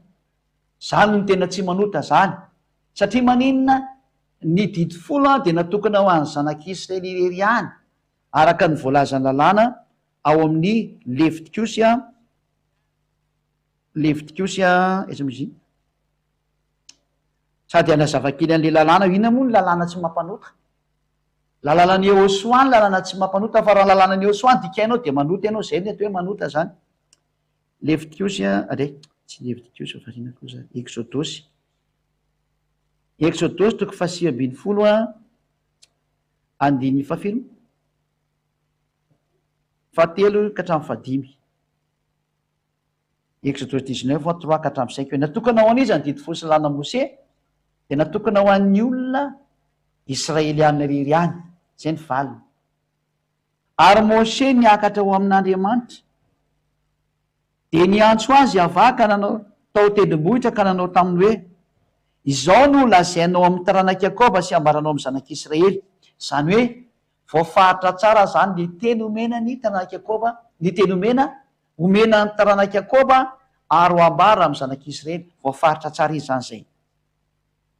Ianareo efa nahita zay nataoko tamin'ny Egiptianina sy zay nitondrako anareo tamin'ny latriny voromahery zany hoe fitanareo tsara nataoko tamin'ireo Egiptianina reo sy nitondrako anareo tamin'ny latriny voromahery tena matanjaka be mihitsy ny force avy any a ary ny nampankanesako anareo aty amiko ary netiko aty amiko aty nareo ko ankehitriny raha iain'ny feoko tokoa ianareo ka hitandrana ny fanekeko a de ho rakitra soa mihoatra noho ny firena rehetra nareo fa any tany rehetra any dada Iava ny tany rehetra ka zay didy apetrany aminareo ry Israelianina de arao de zao ny teny dada Iava hoe ho an'ny Israelianina rery any ny fitandremana an'ity fanekena ty ina moa le fanekena de ny didy folo tamin'izany fotoana zany donc avakitsika indray ny fanekena didy folo sy lalàna Mose ny fanekena aketsika amaky tena akaiky amin'ny tokony Deutéronome a toko fahefatra angambany izy zay a ka le fanekena anteneto zany de natokana ho any zanak'Israely rery any a de zay le ovakitsika eto somary miaritra ketsika am'le toko sy andininy avoaka satria natokana ho antsika rehetrarehetra mihitsy ny izy.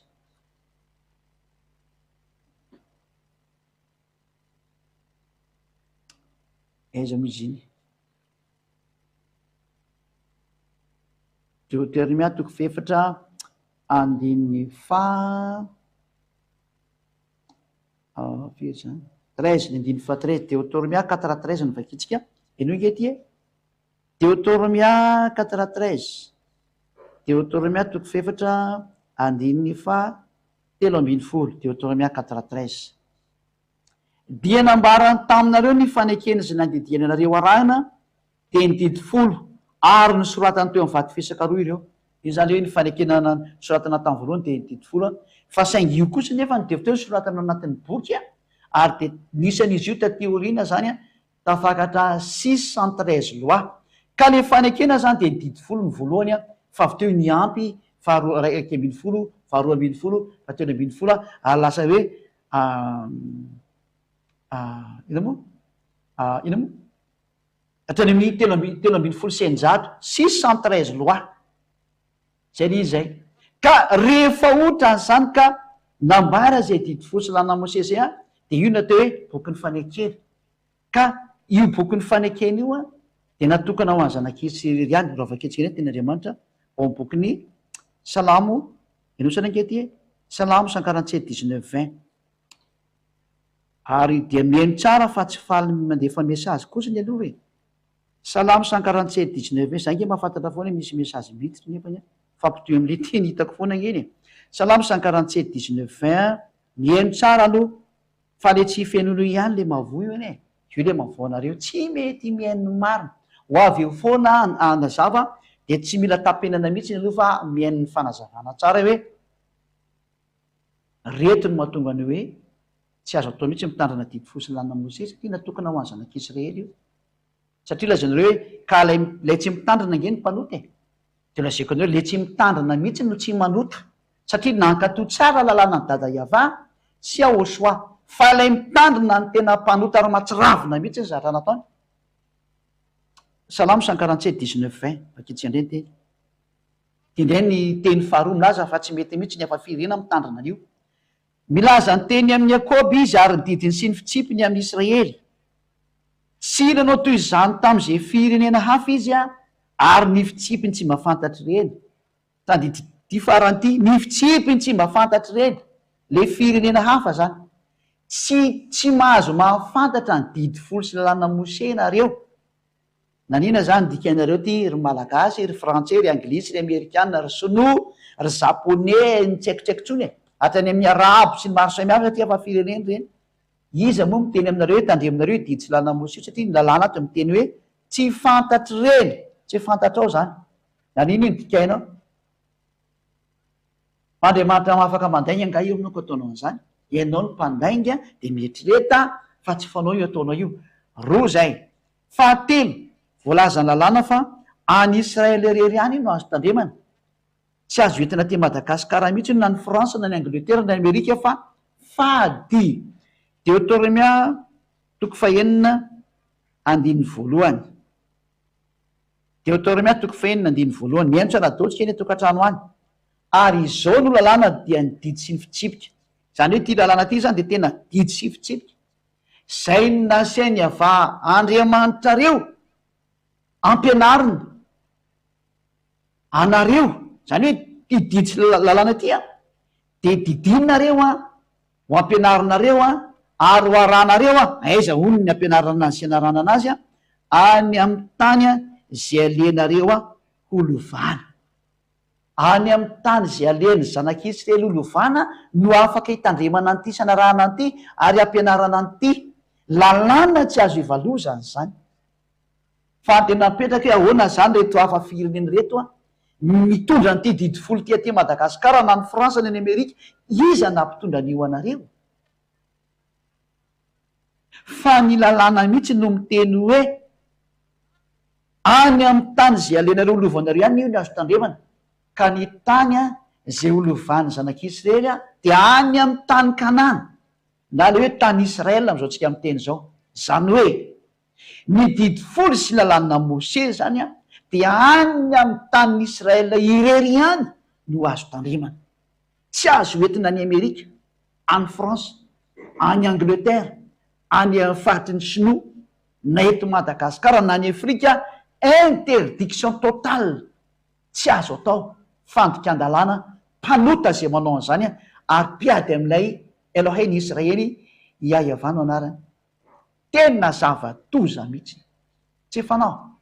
Ampiana indray ny toko sy andininy anankiray Deutéronomie 12:1 mbola didy mametra fa tsy azo entina ao amin'ny tany hafa mihitsy io fa ho Israely rery ihany ao amin'ny androm-piainan'ny Israelianina. Zany hoe raha misy Israelianina velona dia any Israel ihany iny azo tandremanao fa tsy azo entinao mitoeran-kafa io. Lalàna zany. Zany efa moa tsy hainy zareo ny tena izy. Deutéronomie 12:1 le Israelianina reny tenako an'izay zany ary tsy fantany zany nefa nizy tompony lalàna io. Deutéronomie 12:1 izao no didy sy ny fitsipika zay ho tandremanareo. Verina indray zany hoe ny didy sy ny fitsipika le nomeny anareo ny Israel dia ny didy folo sy lalàna Mose. Dia zao zay ho tandremanareo sy aranany amin'ny tany zay omeny Andriamanitra, zay omeny avandriamanitra ny razanao anao olovana amin'ny andro rehetra ianareo ambonin'ny tany. Aveko tsara. Izao ny didy sy ny fitsipika zay ho tandremanareo arahana any amin'ny tany zay omeny avà Andriamanitra ny razanareo anao olovana.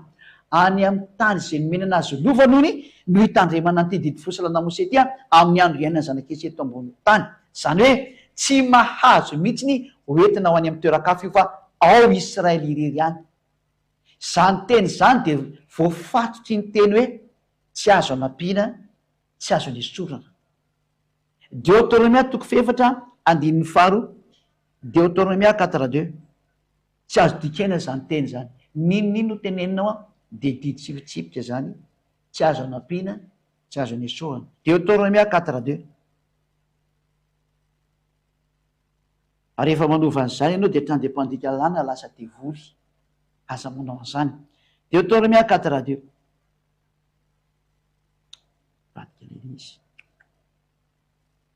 Deutéronomie 4:2 voilà.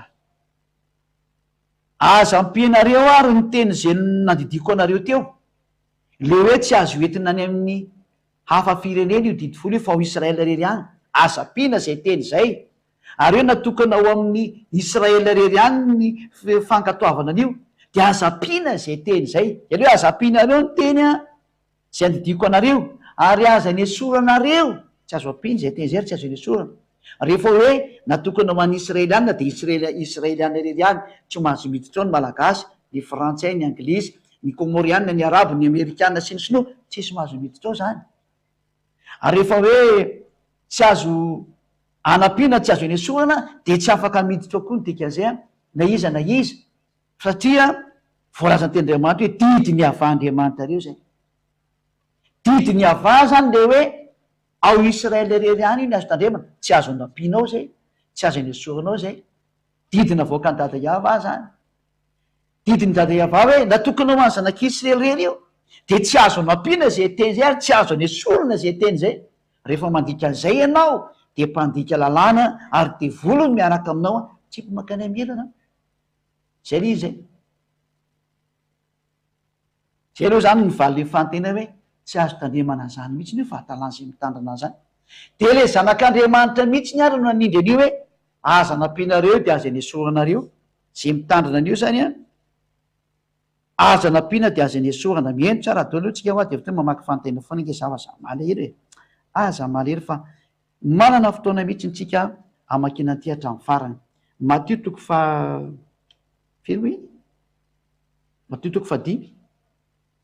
Matio 5 manoko 9:20 zay nge teny Josuaita. Matio 5:18 natokana ho any zanak'Israely dia tsy azoko tena koa na le zanak'Andriamanitra raha ny teny an'izay. Ino nge ny teniny lazaiko aminareo marina tokoa mandra-pahafoana ny lanitra sy ny tany dia tsisy ho foana akory ny amin'ny lalàna na litera iray na tendrotra ray aza mandra-pahatanteraka izy rehetra. Rehefa mitandrina didy folo zany dia tsy azo foanana io. Dia inona le tsy azo foana zay Josoa? Tsy azo foana le teny hoe natokana ho an'ny Israelianina rery io. Zay le tsy azo foana. Dia tsy azo foana koa le teny hoe any Israely rery io ny azo tandremana. Zay koa tsy azo foana. Rehefa nandika an'izay ianao zany ianao le miady amin'io Andriamanitra marinay. Mody milaza fa hoe zanak'Andriamanitra fa tsy zanany ianao. Barazy be mipetraka eo aminao tsy azo atao io e. Zay aloha anankiray zay. Dao indray aloha tsika hiditra amin'ny fanazavana manaraka, fantena manaraka hoe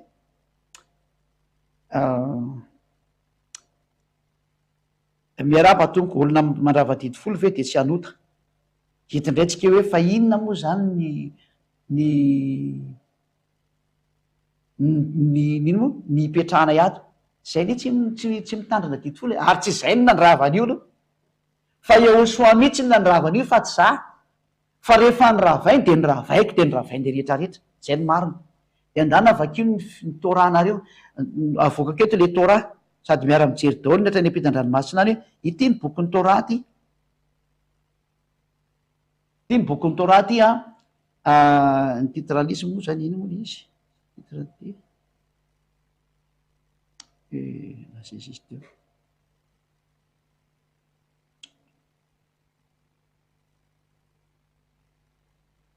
misy aty hoe itamasiac.com zay le misy anazy zany zay et vualep un de taomasiac camis er for all mortals tsorepente ny tofolofolo zay ny anarany eo tofolofil tsy haiko zay dikanyty tongavany amizay fa tsy ankoho ny tena lesona atsika androany fa raha okaroa izy vita ihany fa ato am'ty boky ty mihitsy ntsika no mijery hoe boky tora zany ty soratandreo tamy teny hebreo zany ny etiketa ny filazantsara de ao amy boky ny efesianina 2:15 no vakitsika tande aleo tsy de baiboly hébreu moderne mihitsy ny vakitsika anazy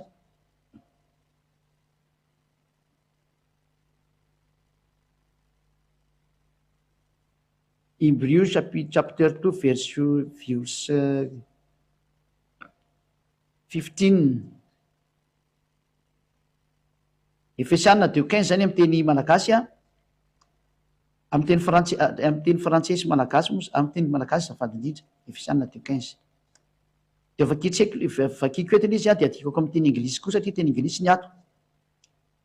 zao aloha vakany amin'ny teny hebreo io le teny hebreo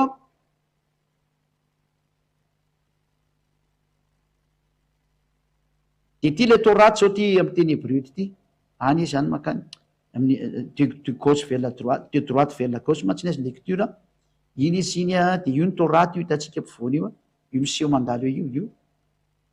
de mitohitohy lavabe any de ndao amizay vakitsika ndiginy eto amy teny zareo efesianina 2:15 babatlo haeba bibsaro et torat hamitsot vatskot libro bnapiso de be de be moa fa aleo tsy toizatsika ntsony fa aleo adikatsika amy teny anglisy tao ambany ato efesianina 2:15 amy teny anglisy de mamaky teny anglisy kosa antsika etrarera ohatra ka na tsy mahay teny hebreo azy by abolishing in his flesh the hostility which is the law of commandment zany hoe by abolishing in his flesh tamin'ny alalan'ny nofony nandravana the hostility ny fifandrafina zay dikany eo amy teny anglisy zany amy raha dika amy teny gasy by abolishing in his flesh the hostility de zao aveko tsara tao amin'ny nofony in his flesh by abolishing noho ny amy fanapotena fandravana zany hoe tao amin'ny nofony zany no nandravana the hostility ny ateo hostility dia ny fifamonona ny tsy fifanarahana mihitsy fa ny fiadivana miady foana zany ary mifamono which is zay tsinona fa the law of commandement ny lalàna mihitsiny de lalàna ny didy mihitsiny zany hoe ny didy mihitsiny zany le ny vonona teo amin'ny ady fijaliana inisy flesh zay le hoe inisy flesh zany ny flesh ny nofo tao amin'ny nofony zany zany hoe misoatra masina mihitsy no miteny amy teny hebreo fa ny toraty mihitsy no maty tao io le efesianina 2:15 amy tora io le babatlo hayaba bibsaro et tora hamitso vatskot zay le izy io le tora vandravandra be io ko anareo mpamaky tora rehetrarehetra io vakeo fa io no anatin'ny baiboly hebreo nareo io ngamba ny ampiny ajanonanareo zay ka ny ateo hoe tora de ny boky ny lalàna rehetrarehetra ny soratan'ny mose nanomboka atao amy genesis zay misy apahny voasoratrany sy ny voasoratrany tao zany izy mihitsy nanohatra raha milafiny ray de ny tifantena lalàna moa de hoe exodosy leviticus Numéria ary ny Deutéronomie, reo ny tena livre de loi reo. Fa misy moa ampiditra an'le Genesis koa ao a, tsy de olana satria Mosè nanoratra an'iny ka tsy de olana iny. Iny moa le lovatsofana iny fa tonga atao aminazy fa tena nanoratra izy zany dika zay. Raha mifandehany zatra nampanaovan'ny olombelona, zay ny fandehany tantara. Ka eto zany a, osany hoe nareo mpandrava didifolo ve no tena mpanota, de osiko mantsiny hoe nisy ohatra masina mihitsy de milaza fandravana io, ary nio arana kosa de lalàna ny Iosoa. Zay le arihitra amin'ny Jaona voalohany toko fa io ziny lovaketsika ndray miteny gasy. Voatery taminy satria le fanontaniana moa tsy maintsy voaliana miteny ohatran'izay a. Vaketsika ndray ny bokony aiza moa ziny ndraiky izy. Ndaso jereny ty le ato. Mamaky indray tsika amin'ny baiboly le Jaona voalohany a, toko voalohany a, andininy fafimy fainareo tsy enjery kosa ny rakizy ataony loka eo be deaibe teknisiana mantsy eny loka eo de zay ny tonga ny mamaky. Jaona voalohany a, toko voalohany angambany izy iny raha tsy diso a. Ie Jaona voalohany toko voalohany a, ianao nge ty e. Zay hatramin'ny voalohany de zay efa renay, zay efa hitan'ny masonay, zay efa nojerenay sady efa nitsapain'ny tananay dia ny amin'ny teny fiaina. Fefa naseho ny teny fiaina rehefa nitazy zay a, de tonga vavolombelona ka manambara aminareo ny fiaina mandrakizay. Eto zany de miteny Andriamanitra hoe ny zahatra voalohany zay efa irenay sady efa hitan'ny masonay a, de nijerenay a, sady efa nitsapananay a, de ny amin'ny teny fiaina. Teny fiaina zany ty resahany ty, lay teny tonga nofo iresahana io. Izy io zany a de sady efa re a, hitan'ny maso a, jerena, nitsapain'ny tanana, de ny amin'ny teny fiaina. Hita izy io amin'ny Jaona voalohany toko fafilo izy ndraiky izy am'le hoe dimy fafilo. Le didy vaovao. De io ndray le Jaona voalohany toko faharoa dimy fafito. Dirantsika indray le izy. Ry malala tsy didy vaovao no soratako aminareo. Ty mantsy le tenen'ny olona hoe misy didy tranainy ange, de no heveriny fa didy folo zany resahany eto zany, de tsy andeha manitsy be aminareo mihitsiny a. Zao le voalaza. Zao le voalaza. Tsy didy vaovao no soratako aminareo fa didy ela, de io le navoanjareo. Izay nananareo hatramin'ny voalohany de io le navoan'zay rehetra mpitandrina didy folo io a, no samboriny tony teny ty fa ny heveriny fa didy folo angany nampianarina. De ny didy ela zay efa renareo. Zay, zany hoe fa renareo ty didy ela ty. Iza io didy ela io? Ary koa didy vaovao no soratako aminareo. De zavatra maro leo amin'ny sionareo satria miala ny maizina ary ny mazava marina no mazava. De noho am'izay nge le teny amin'ny andinin'ny fahafito. Ny didy ela de lay teny efa renareo. Zany hoe ty didy ela ty zany, le teny efa reny zareo. Raha mihaino tsara zany nareo de teny hitanareo tsy mihitsy hoe ny didy ela de le teny efa renareo. Eo amin'ny andinin'ny fahafito de ry farany ambany ry hoe ny didy ela de lay teny efa renareo. De mamaly am'zay tsika tamin'ny Jaona voalohany toko voalohany. Ina lay teny efa renareo? Lay ty hoe lay teny efa renareo. Zay hatramin'ny voalohany de zay efa renay, de zay efa hitan'ny masonay, zay efa nojerinay, jerenay, sady efa notsapain'ny tananay, de ny amin'ny teny fiainana. Lay efa re satria zay efa renay, io izy io e. Amin'ny andiny voalohany, zay efa renay, ka inona ny efa re? Ny teny Yahosoa, le teny fiainana. Io izy io, eo amin'ny alohan'ny andiny faharoa io. Io zany andiny voalohany de ny andiny faharoa, de miteny izy hoe ny teny fiainana nge le rehatra am'izay e. Ka tsy le teny fiainana fa lay nihitan'ny masonay, lay nitsapahan'ny tananay, tsy de le teny fiainana zany fa Yahosoa. Io le hitantsika am'izay ry Jaona toko voalohany a. De vakiko amin'ny teny frantsay izy rehefa aveo de mazava tsara aminao am'izay. Jaona toko voalohany a. Ka ny mandrava didy folo mihitsy ny ana ny tena mety satria zay nga mitandrina didy folo. Ary ny nandravan'io de Yahosoa satria nampiadiny Jio sy ny Jentilisa io a. Nefa ny Jio sy ny Jentilisa tsy maintsy akamana de voatery tsy maintsy nyravana satria vonjena ny Jentilisa. Jaona toko voalohany a, andiny voalohany. Tamin'ny voalohany teny, io ary le teny. Ary ny teny tao amin'Andriamanitra. Angamba resy tafiditra ty zay. Tamin'ny voalohany teny, ary ny teny tao amin'Andriamanitra, ary ny teny de Andriamanitra. Zay. Io voalohany zany a, io ny tamin'ny voalohany teny, ary ny teny de nonina tamintsika. Zay. Izy izy. aiza moa le arité de tonga tamitsika kanona tamitsika amin'ny andiny fafirina amin'ny zay amin'ny andiny fiavanambiny folo ary ny teny de tonga nofo kanonona tamitsika ary hitanay ny voninahiny de voninahitra mendrika eo any latokana avy tamiray zay eo zany de mazava-be mihitsy le teny hoe ilay teny zany de tsisa fa Yahosoa io le tonga nofo io zany de io teny io le voalaza tany hoe le teny efarenareo ihany io teny didy talio le didy taloha izy de le teny efarenareo ihany de ny tenin'ny Yahosoa dikan'izay satria ny tenin'ny Yahosoa no nomenany apôstôly de eo nateo hoe lay didy efa ela hatram'izay fa tsy ny didy folo mihitsy diso hevitry nareo aleo mafitsika amin'ny teny vazaha indray le izy mba ho azy ny rehetrarehetra am'izay hoe hay tena fitaka daholo ny ataonreto mpitandrana didy folo reto zany de tena lazaiko anao mivaly mamitaka anareo mamono anareo azay mety fitandro etsony amin'ny manaraka manarahany zay ady am'izay mba tsy adaovan'ny Yahosoa mazava-be ny teny fakiko indray izy 1 Jean chapitre 1 verset 1 Jean chapitre 1 verset 1 ce qui était dès le commencement ce que nous avons entendu ce que nous avons vu ce que nous avons entendu ce que nous avons vu de nos yeux ce que nous avons contemplé et que nos mains ont touché concernant la parole de vie la parole io resany eto io tsy izy nefa le la parole fa Yahosoa le hitantsika teo iny ihany dore avetsika vetivety le Jean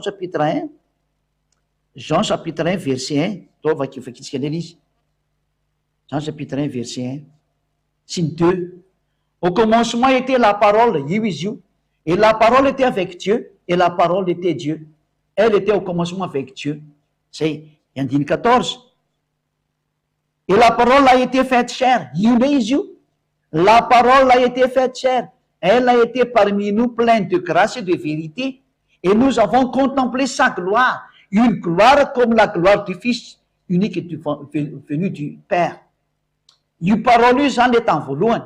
ary tonga atao amitsika le la parole lasa chair izy et la parole a été faite chair io nous l'avons vu là hitatsika tsara izy io iverentsika am'izay le 1 Jean chapitre 1 verset 1 teo zany satria vitatsika fa Yahosoa le la parole zay tonga nofo zany ce qui était dès le commencement ce que nous avons entendu voilà concernant la parole de vie titady farante amin'ny verset 1 farandrindra concernant la parole de vie nous avons entendu la parole de vie zay ny dikan'io avadikitsika am'izay le 1 Jean chapitre 2 verset 7 bien-aimé verset 7 vetrany ce n'est pas un commandement nouveau que je vous écris mais un commandement ancien que vous avez eu dès le commencement zay fazareo tany commencement efa tsika hitona atao hoe eno ingaty ce qui était dès le commencement la parole de vie et nous avons entendu cette parole là fakio tsara hoe ce qui était dès le commencement ce que nous avons entendu zany hoe dès le commencement on a entendu qui a-t-on entendu c'était la parole de vie zany hoe ny la parole zany no efa hita tany amin'ny commencement ary efa eny tam'izany fotoana zany de io zam'izay izy hoe io commencement io bien-aimé ce n'est pas un commandement nouveau que je vous dis je vous écris mais un commandement ancien que vous avez dès le commencement io izy io le commencement nefa ny tsy izy efa resaka Yahosoa io ce commandement ancien c'est la parole que vous avez entendu mazava-be mihitsy zay teny zay ce commandement ancien là mianara-teny français ho zay mbola tsy matakatra andre ty fa mazava-be io teny io ce commandement ancien c'est la parole que vous avez entendu donc nous allons revenir sur ce qu'on vient de dire là donc ce qui était de le commencement zany zay nanomboka tamin'ny commencement zany de zao io nous avons entendu cela eninay io tamin'ny commencement io de avetsika ndray le ato amin'ny 2:7 ato bien-aimé ce n'est pas un commandement nouveau que je vous écris mais un commandement ancien que vous avez eu dès le commencement efa trany amin'ny commencement zany io de tsy zay nefa le commencement fa nous avons entendu sa parole de ty ambany ty izy concernant la parole de vie nous avons entendu cette parole là dès le commencement c'est la parole de vie ary la parole io am'izay le ny teneny eto hoe car ce commandement ancien c'est la parole que vous avez entendue. Verina zany tsika fa tsy izy akory fa lay commandement ancien zany a de tsy inona koa lay commandement ancien fa c'est la parole de vie que Yahushua a annoncé par sa bouche afin que tout le monde comprenne que c'est lui qui est le vrai sauveur. Voilà. Zany hoe tika zay teny de hoe mba ho fantatrareo fa lay teny hoe parole eto a de tsy olona hafa akory fa Yahushua tsy didy hafa le verset fa didy folo fa lay teny Yahushua. Nous avons entendu cette parole et ce commandement c'est la parole que nous avons entendue. Voilà. Nazaveko anareo zany fa tsisy idirana didy folo mihitsy resaka fa ny teny Yahushua ny resahana am'zany. La parole que nous avons entendue mazava be ty ka inona ny parole tsapain'ny apôstôly tany didy folo ve ny tsapaina tanana ary ny didy folo ve ny mpanjinina tamin'ny maso. Didy folo zany tany amin'ny zanak'Israely tany zany nisy an'zany de nirazam-beny zareo ary izy tsy nandray tanana didy folo nefa izy miteny hoe que nous avons touché par nos mains. Hitanao tsara io ka ny zavatra nyraisina tamin'ny tanana de Yahushua nyraisina tamin'ny tanana fa tsy didy folo. Ary le parole tamin'izany a la parole de vie ny resana teo et c'est la parole de vie qui est le commandement ancien. C'est-à-dire noho izany a midika zany de zao a midika le hoe parole de vie de io le commandement ancien tsy didy folo fa Yahushua satria Yahushua ny atao hoe la parole. Ary la parole namoaka didy a de ny didiny Yahushua. Ka zay ny valy teny nomenanao rehefa neno tsara nareo rehetrarehetra am'izay mitovy hevitra am'izay hoe tsy nanota mihitsy zay tato hoe nandrava didy folo ve ka nanota nanao ny mpitanina didy folo ny mpanota ary mitsipy any amin'ny ely satria nandidy ny dikany Elohe Israel iayavano anarany. Dikanareo zany didin'Andriamanitra zany ary tena tsy mehetra reo nitsaketsaka nefa misy tena hoe aza nampina de aza nesoa ary mpampandainga le zanak'Andriamanitra mihitsy fa mieritreretra. Faharoa izy zany a mamaky nyjely zay voavaly ny voalohany a ao ary faraiko ny vadinao de ho tsapanao zany tsy makatao didy folo zany zany mampiseho mahadevoly ianao hoe ny olona mpitandrina didy folo de mpangalatra vadin'olona. Efa hitanao tsara zay le izy zay elo ihany zao tia de hoe vitanao mangalatra vadin'olona anteny izy raha mitandrina didy folo ianao a de tsy anana zany saina zany ianao fa zany ny prove fa ianareo mpitandrina didy folo de olona mpanao ratsy nareo. Za ve ny tsy mitandrina didy folo de inona tokony apatezitra anao am'za za nge ny tsy mitandrina efa ngamo za terenao hitandrina an'io koa sady nga misy lalàna ito ambony tany hoe tsy maintsy mitandrina an'io meo ana ny teny azay fa ho any zay teo vonjena de ndana makany amin'ny Yahushua zay le izy zay ary zay teo vonjena no entiny makany amin'ny Yahushua hoe aza misy mitandrina didy folo fa makany amin'ny elo nareo fa zay te tandrina anio mitandry enao nareo no mitandrina de zay ny teziranareo inona tokony apatezitra anao aminay. Ohatra hoe ity misy dité misy ronono de ity misy café misy poizina efa fantaneo fa café misy poizina izy anino ohatrany hoe dité misy ronono hoaninay ka raha tsy olona vendrina ny tena manako inona ny misy poizina ndray ohatran'izany io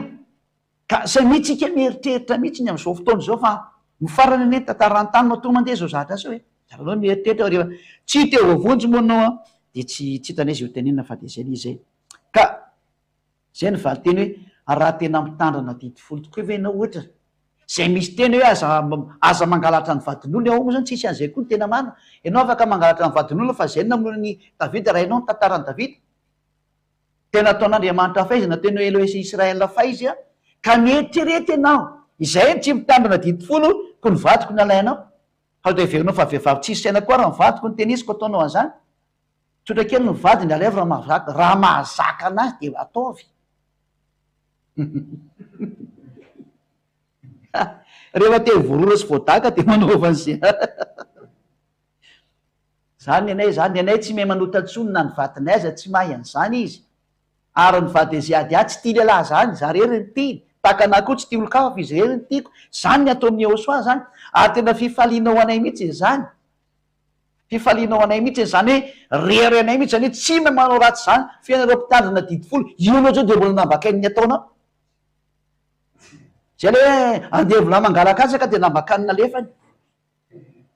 rehefa nivoaka izy tany an-tsahy io fa voaka tao daholo ny zaka rehetra tratra izy tena mana enao io de nisy azy zany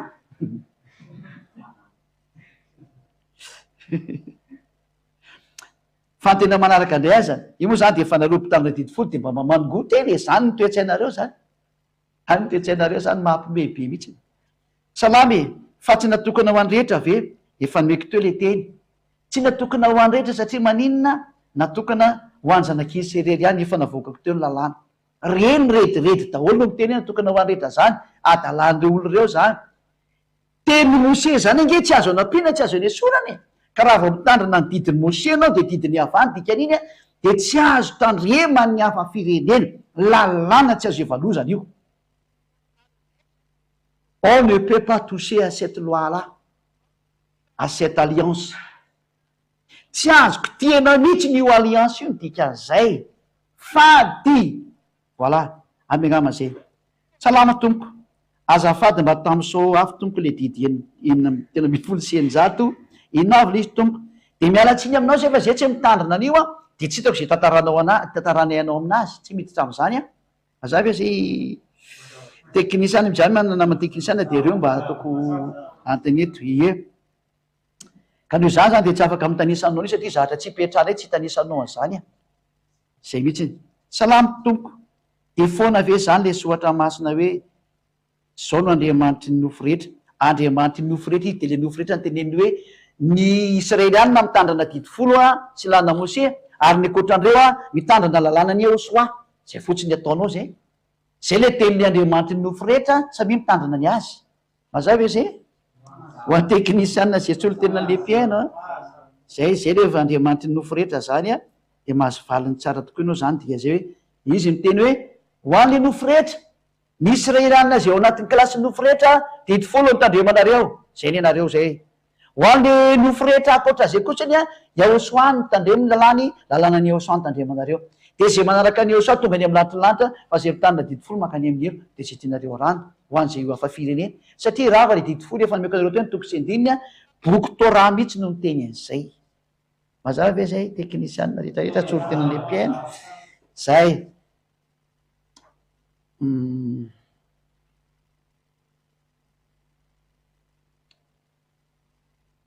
ndasy le hoe misy hevitra rety alefany fanamarian'ny mpiaino a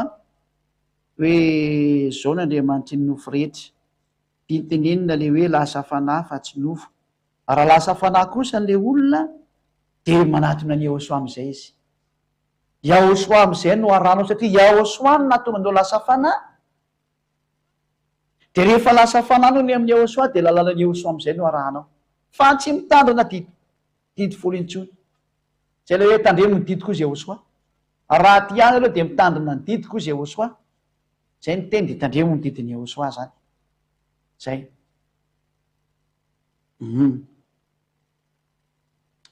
zay zany fa de tsisy trony ny fanontaniana ny avy any ampitan-dranomasina loatra de mbola tsy mandefa fanontaniana fa mety rapitsonay zareo vao mametaka fanotaniana fa mbola mandinika tsara zareo zay fa de miraso atsika taina eosoa ndray zany a